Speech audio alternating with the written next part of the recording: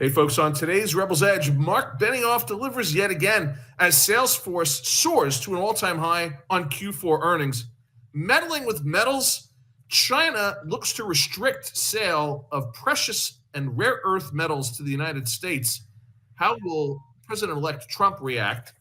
And you might get PTSD if you missed out on PSTG. This is the latest company to join the AI darlings. They make things that help data centers get more efficient and get more energy out of the grid. All that. And oh, by the way, we have the CEO of Newsmax joining us as a special guest. All of that and more on today's Rebel's Edge.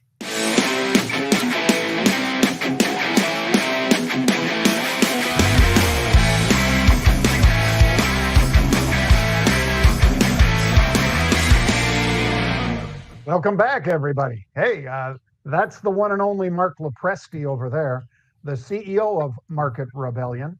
I'm John Najarian, and boy, we have a jam-packed show for you guys today. The usual macro minute, fantastic futures, and then, as Marc said, we have the founder and CEO of Newsmax, Chris Ruddy, joining us right after fantastic futures. It's going to be great, folks. We're going to make Rebel's Edge great again.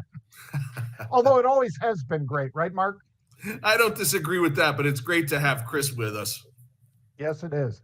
Fantastic. Well, we're going to dive right into macro minute, folks. I'll jump on the JOLTS, Marc, because JOLTS October gave markets a pause on whether or not the Fed pauses. But larger picture does remain that December is seasonally strong. A lot of the reason for that is right now because of things Marc LoPresti has mentioned and that I have agreed with him on. Affirm, Klarna, Sezzle, any of these buy now, pay laters, Marc, as far as the consumer, because those are consumer focused, of course. Those buy now, pay laters, I think, are why the seasonals are even stronger than predicted, Marc. Yeah, I mean, listen, we had another Cyber Monday that set records in terms of year-over-year sales. Black Friday, very good. Less people in the stores, less foot traffic. Not a bad thing as long as the retailers still do well and sales continue to do well. But we are seeing, John, a little bit of a tale of two cities. The lower-end retail not doing as well, in some instances suffering, in the street selling some of those names off in anticipation of maybe the China tariffs are going to hit them disproportionately relative to the higher end retailers. So there's definitely that story that continues to play out, and we'll see. But look, I think net, it's going to be a good holiday season. The retail sector is going to do well. And yeah, we've loved those BNPLs. We've been talking about talked about Affirm on Newsmax. We've been talking about Affirm since the stock was in the 20s. And I don't know where it is exactly before we went on, John, but I think it's in the high 40s or low 50s right now, right? Affirm is one of those buy now, pay laters, folks, that Marc has cited. And apparently the heights it's at are dizzying. 71 and a quarter, John. I don't know where I got that 40 from. 71 and a quarter.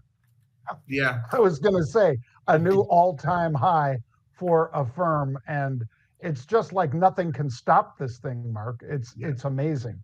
Well, let's dive into futures because we got Chris waiting in the studio and we got to get to Mr. Ruddy. Futures, Marc, I'm going to say, folks, if you had listened to us, and do we love to toot our own horn? Yes, we do. Especially when, only that much. But the reason is that if you'd listened to us about the first crypto-friendly administration coming in, you might have said, maybe Ethereum at 2,400, Marc, was a steal. Well, certainly looks like a steal with it up another 5% today, those futures. And right now, ETH or Ethereum trading 3,700 plus to the coin, Marc. So that is my fantastic future today. Yeah, and just real quick, John, this precious metals story, this is an interesting one and could have a pretty serious impact on all the sectors that we love, especially these chip makers, data center participants, all of that AI supply chain.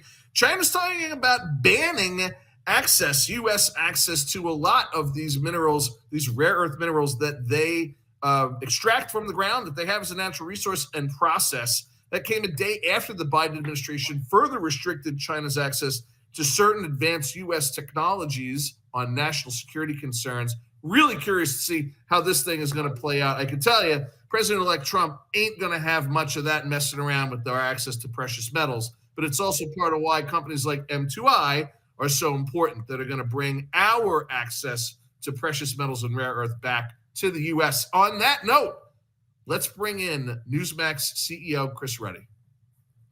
Marc, great to be on with you and John. Thank you for having me. Chris, it's Absolutely fabulous our to pleasure. have you. We have sat right there, folks, in that green room where Mr. Ruddy is right now. And it's a fabulous success story. I know Marc knows an awful lot more about it, Chris, even than I do, but I know that you started this in 1998. And then in 2014, is that when it went into the Yeah, TV mode? John, you know the whole history. We started as a digital media company, had a long history of success online, newsmax.com. And then we decided to do a cable channel in 2014. People said we were crazy. You're never getting on cable systems. You're never going to get a cable license fee. Well, I'm glad to report to you today that Newsmax is the fourth highest rated cable news channel, and we're regularly beating. Just on Monday, we beat CNN again in the ratings. We beat them several times last week. The Rob Schmidt show, the Rob Finnerty show at night. It's been a huge success, and we're on every major cable system. YouTube TV just added us to their lineup. So it's been growing, and our streaming channel, Newsmax 2, is also growing. So phenomenal success, and we owe it to our talent team here, the great news that we're covering, and the wonderful viewers that tune in regularly to Newsmax. There's no doubt about it, Chris. It also seems like your timing has been fantastic. I mean, we were all just a couple of weeks ago. We were actually down in Miami for a pretty big conference that we put on. We had some friends of ours in the media that were there with us on the news that Comcast had announced its anticipated or planned spinoff of CNBC and other major cable news show assets. Not because they're doing so well and they think they can do better on the spinoff, but because their ratings continue to go down. Why do you think that dynamic is playing out that way, and how does it give Newsmax an advantage? Look, 10 years ago, most people never even heard of Newsmax, right? The Pew study did a research study. I'm sorry, the Reuters Institute in June did the first study. And Reuters found out that there were 12 top news brands in the United States. New York Times, ABC, CBC, CNN, Fox, CBS, and Newsmax. We were there in that list. So amazing growth. The recent Pew study found that Newsmax was one of the top news brands for people making decisions about the elections in 24. So we're making a huge, I think that people are tired of the old media. It's pretty clear that TV viewers are leaving MSNBC, they're leaving CNN, they're voting with their remote controls for Newsmax, they're voting with their clicks, with their downloads. We've had phenomenal growth across the board on our cable channel, with the Nielsen numbers, with our Newsmax streaming channel, Newsmax 2, our Plus service, Newsmax Plus, huge growth. We have over 300,000 subscribers. So it's a really big success story, and we're excited about what the future is, and I think our timing is good. Yeah, it's pretty phenomenal. I mean, and it doesn't hurt that that you have deep roots in politics on both sides, I must say, because from what we know, Chris, you came out and were an investigative journalist, so you've kind of explored both sides, Democrat and Republican, probably independents and so forth as well. And over the years, you've developed a great relationship with the guy who's going to be number 47, President Donald J. Trump. And that couldn't have hurt at a time when you guys are growing as fast as you are to get that boost as well. Yeah, I've known President Trump for over 25 years. I would gather that I've probably spoken to him or seen him on average once a week over that period, which is an amazing time span. I remember him when he was a pretty active Democrat, still an amazing guy. I'm a registered independent, but openly conservative. And we always say Newsmax is an independent news source with a conservative perspective. People love it. It's really the old-fashioned journalism. Trump loves it. we have critics of Donald Trump on Newsmax all the time, but we're always fair. We always give both sides. We let the viewers decide. We don't tell them what to think. And that really is resonating. And that's why I think our ratings are up and why President Trump says, indicates he's watching us all the time. So it's very exciting. And that's one of the reasons we decided that very soon we're planning to go public. We have filed to do a public offering, and we're excited about the potential of that. And Chris, in the meantime, you guys have used one of the tools that John and I love and have used very successfully in other transactions under the Jobs Act, crowdfunding under 506C, which means that you can generally offer the opportunity to invest in the business, but you do have to be accredited. Not that hard to be accredited these days. Tell us a little bit about the opportunity to be a part of the Newsmax success story by participating in this offering. It's interesting, Mark. We were approached by about a half dozen banks and SPACs to do either a regular IPO or a SPAC. And we didn't like the idea that the way that worked is at the end of the process, you get the money. In the case of SPACs, you might get the money because, as you know, people can pull out before the end. But we really liked the Jobs Act because it allowed us to raise money immediately in the pre-IPO raise on preferred shares. That's to accredited investors. And so it sort of front loads the process. And so we set a target of $150 million to raise. We've already raised over $100 million. We're getting very close, we think, to finalizing this. The shares come with a 7% dividend before the IPO. Plus, they will be registered so they can trade soon after the public offering, which we're expecting to be on the New York Stock Exchange. And they'll get a 25% discount to the expected IPO share price. So we think it's a very good deal. Investors seem to like it.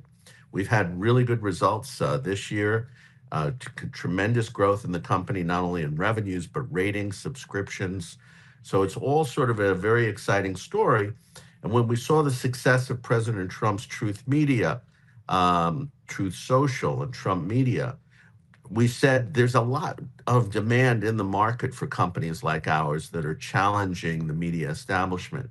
We're not saying we'll be as successful as President Trump, but it has been trading in the billions of dollars. So we think that the investors will get good results for being involved in Newsmax and certainly are a good company. Well, and we know that you had the good sense to add these two handsome gentlemen to your contributors. We've loved being on the show. I enjoy it. I get there in person, in studio. You've got an amazing crew of people, beautiful set, beautiful green room you're sitting in. We love it. And Chris, I always determine the relative success of a particular spot on a network that I do or that John does based on how many text messages that we get unsolicited from friends and people watching us in bars and airports and things like that around the country. And man, every time we have the pleasure of being on Newsmax, my phone just blows up. So folks, if you want to be part of the Newsmax success story, take a look. We've got the link there below in the Chiron. Go check it out.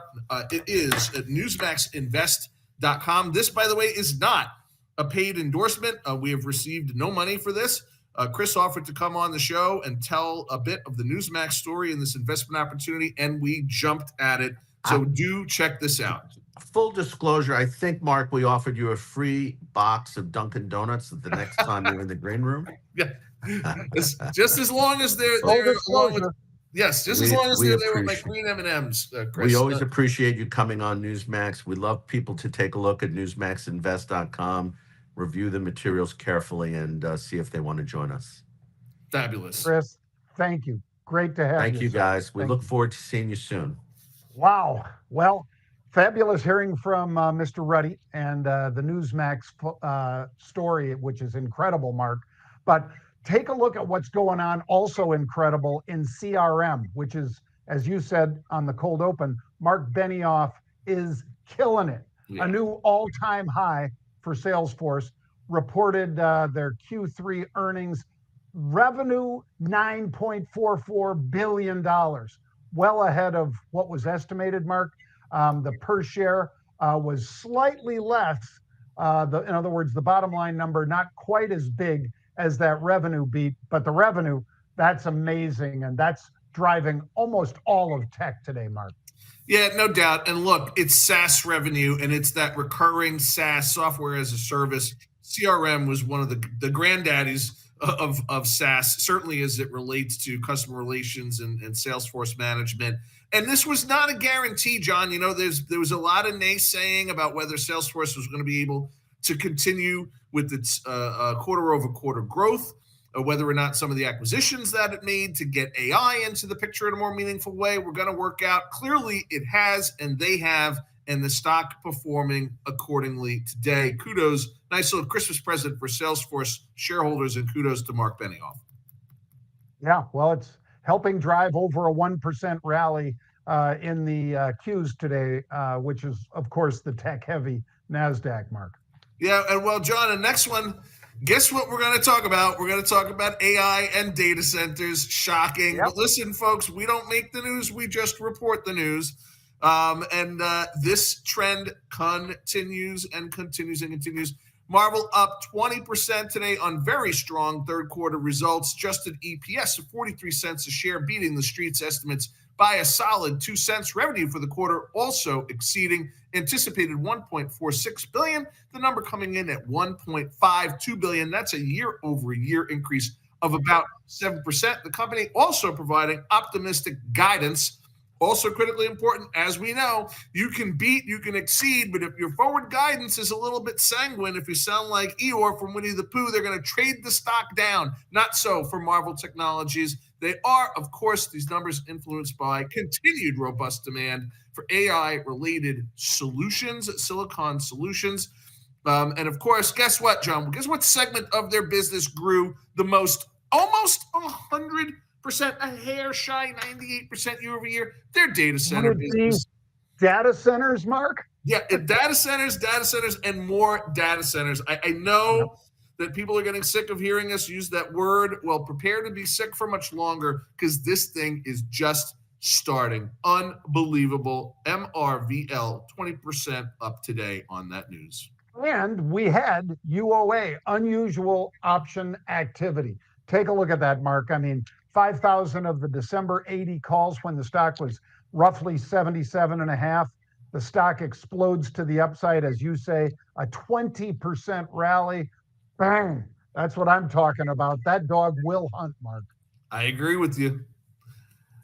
Well, then we've got another data center play, Mark, Pure Storage. Now, some of you might think, oh, storage. So this is like, you know, where you put your old furniture and stuff. Only if you've got digital furniture, Mark, because these guys, a significant collaboration is what's driving them to the upside today. A 25% rally early on, just amazing. Adjusted earnings, 50 cents a share, revenue, $831 a share. Both of these well past estimates, Mark. This one just looks like it's on the launching pad. Yeah, there's no doubt. And it's not just another AI play. Let's talk real quick about why this is one that we are adding to our data center darlings list, no question. Okay, what these guys do is enhance the performance of these drives that sit in these data centers, which means they consume less energy and the footprint of the data center itself can be smaller.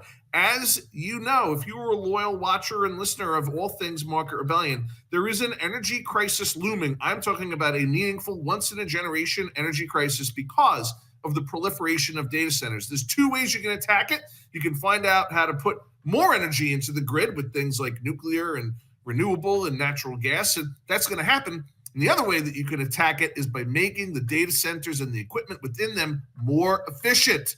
Get more bang for the buck, more juice from the lemon. That's what this company does. PSTG added to the Market Rebellion Data Center Darling watch list. Well, that watch list is going to be one of the hot sectors as it has been in 24, Mark. It will be hotter, I predict, in 2025. No doubt. And then, you know, then you threw this one at me, Mark. Zeta, Z-E-T-A, which is basically a cloud marketing platform. Tell me a little bit about why you like this one so much. Yeah, I mean, look, this is another reason why we were talking about in the macro.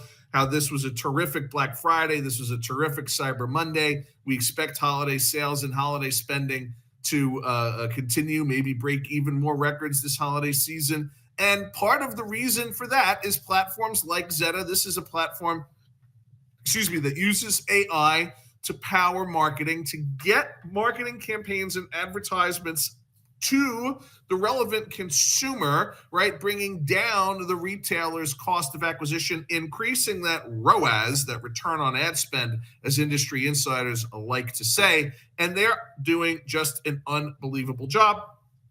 And it certainly, John, seems like the industry is flocking to Zeta. Their usage surged over 100% on a year-over-year basis. 100% uptime, which means their stuff was available without any pauses in service availability. And brands are continuing to rely on this platform to personalize their marketing and to get to the consumer they want to get to. Means more sales, lower expenses, better bottom line for retail. Yeah, and Mark, the holiday shopping season, folks, a lot of you are probably unaware that there are 5 fewer days between the Thanksgiving, the Black Friday kickoff, and Christmas. Well, that means the holiday season shorter. They have to throw everything they can to at the markets and at the marketing, Mark, to get the numbers that they need. And thus far, the CEO and co-founder of Zeta has said that's why people are using us as heavily as they are right now for that cloud marketing. So interesting that you shorten up the season and these guys got to spend money with exactly people like Zeta. All right. So Pete was nice enough to shoot us some of his red zone sports, which is, of course, what Pete pays attention to, what he thinks we should pay attention to. And NCAA college football, who should get the 12 spot was Pete's question to us, Mark. And he said, look, Miami has lost 2 of the last 3 games, and they've struggled with the University of California. Cal had them on the ropes, Mark. They were beating the crap out of them. Yes, I'm prejudiced. I have an affinity for my Golden Bears, but Cal ended up screwing it up right at the end and lost to Miami. But Vatek, Louisville, all of these firms have taken them to the mat. I don't know if Miami has enough in it, Mark, to basically become that 12th team in this now 12-team field for the college football national championship. Yeah, it doesn't look that way, John. I mean, Bama seems to potentially be looking like a more likely prospect there, but we'll see how that plays out. Well, you're exactly right about that, Mark, because Bama beat, 3 of their victories have been over ranked opponents. I have nothing against the University of Indiana, and they're in it, obviously. At least it looks like they're in it, unless they just totally blow up here. I think that Bama beating some ranked opponents is more impressive than what was a 10-0 start for Indiana that then lost to Ohio State, which a little bit of the bloom is off that rose, the Ohio State rose. So Alabama at 9-3, I think they're going to be in.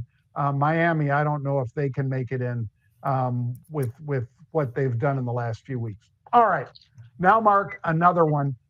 This one, the NFL is going to fine this linebacker from the Texans.